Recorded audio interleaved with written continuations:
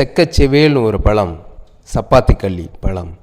பலாப்பழத்தில் குத்தாத முள், இதில் குத்தி கிழிக்கிற முள்.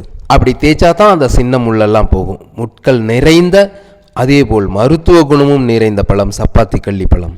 வறட்சியான இடத்திலும் செழிப்பாக வளரக்கூடியது நம்ம சப்பாத்தி கள்ளி செடி. இதில் பழம் மட்டும் இல்லை, பூவும் மருத்துவ குணம் நிறைந்தது. பாருங்கள் முட்களை பாருங்கள். அவ்வளவு ஈஸியாக இதை சாப்பிட முடியாது. ஏன்னு கேட்டால் சிறு முள், பெரிய முள், நட்சத்திர முள்னு ஏகப்பட்ட முள் இருக்கும். இந்த சப்பாத்தி கள்ளியில் பழம் மட்டும் இல்லை, பூ, இலை கூட பெரிய மருத்துவ குணம் நிறைந்தது.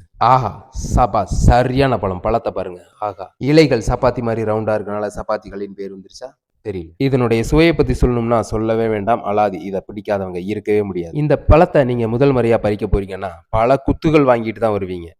பார்த்துக்கோங்க, ரொம்ப ஜாக்கிரதையா பறிக்கணும். அங்க பாருங்க, பழத்தை சுத்தி வெறும் முள்ளா இருக்கும். ரோஜாவில் தான் நம்ம முள்ள பார்த்துருக்கோம். ஆகா, ரொம்ப கஷ்டப்பட்டு பறிக்கணும். ஆனா குத்தக்கூடாது. சின்ன முள், பெரிய முள், நட்சத்திர முள், இந்த பழத்துக்கு உள்ளார ஒரு நட்சத்திர முள் இருக்கும், அதையும் எடுத்துடணும். பாருங்க, பழத்துக்கு மேலே இருக்கிறது எல்லாமே முள்ளு தான்.